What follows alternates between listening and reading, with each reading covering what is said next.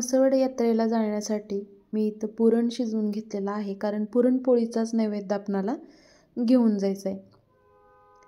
तर अर्धा किलो डाळ मी शिजवून घेतलेली आहे. आता कढईत टाकलेलं आहे आणि साखरेचं पुरण बनवते, कारण की माझ्याकडं गूळ नव्हता आणि माझं जायचं अचानक ठरलं. तर पुरण बनवून तयार आहे. तर चला आपण आता निवद बनवायचेत. तर भरपूर असे निवद आणि पोळ्या पण बनवायचेत सगळ्या. तर सकाळी लवकर उठून मी पुरणाचं नैवेद्य बनवायला सुरुवात केली. परत आपणाला आवरून निघायचं पण आहे. इथं करते आता मी कटाची आमटी, म्हणजे जे पुरणामध्ये येळवण निघालेलं असतं ते. तर झटकीपट एकदम साध्या पद्धतीनं फोडणीमध्ये टोमॅटो, खोबरं, कांदा, लसूण आणि खोबरं मी इथं खिसून घेतलं आहे, कारण की माझा मिक्सर आहे गावाकडे त्यामुळं. आणि तिखट मीठ टाकल्यानंतर आपलं जे आपण येळवण काढलेलं आहे ते. तर जास्त तिखट केलं नाही, कारण समर्थ सम्राट आमटी खाणार आहेत आणि आवडती समर्थला, तर आमटी खूप आवडती आणि जास्त प्रमाणात पातळ आमटी बनवलेली आहे. स्वामी समर्थ, सगळ्यांचं स्वागत आहे भक्तिबाबू ब्लॉगमध्ये. तर आज आम्ही चाललोय, हे बघा सकाळचे 7:30 वाजलेत, 5ला उठून. तर चला आपण म्हसवड आपल्या कुलस्वामीच्या दर्शनासाठी जाऊ. इथं बघा कार्टून पण तयार झालाय आपला. आयु आयु चालू आहे. तर म्हसवडला चाललोय आम्ही यात्रेनिमित्त. तर चला तुम्ही पण.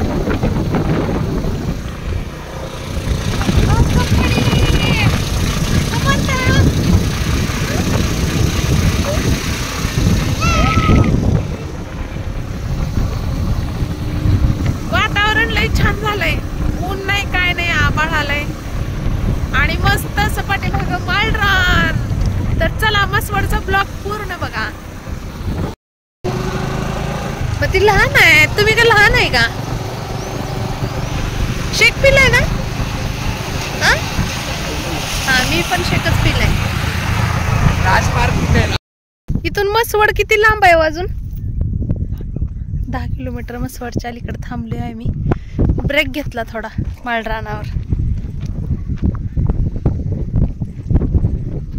वातावरण लय छान आहे.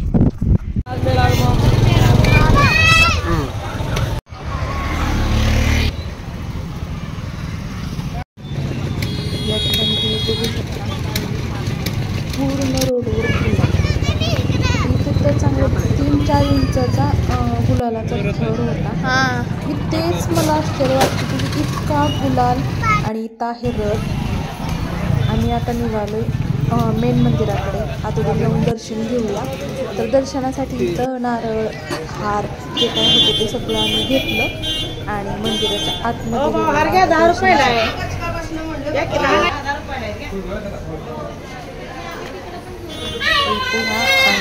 आजीबाई बसले होते फळ घेतण्यासाठी.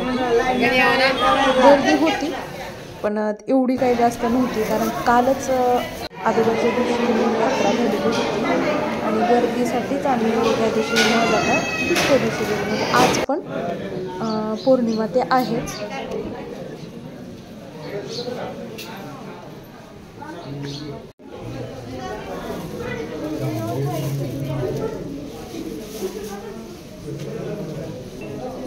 उजव्या हातानं कर.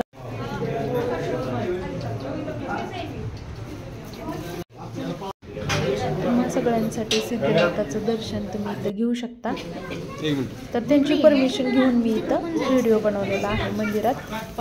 विचारल्यानंतर ते परमिशन देत होते बनवण्यासाठी. त्यानंतर दर्शन केलं आणि जो आपण पुरणपोळीचा नैवेद्य आणलेला होता तो नैवेद्य मी सगळीकडे दाखवलेला आहे. तर जितकं मला घरून जाऊबाईने सांगितलं होतं इतकी निवेदन लागतात तितकी निवेदन मी बनवून नेलेली. पाठीमागं तुम्ही बघू शकता समर्थ कसं इकडून तिकडून त्याचं खेळणं चालू आहे.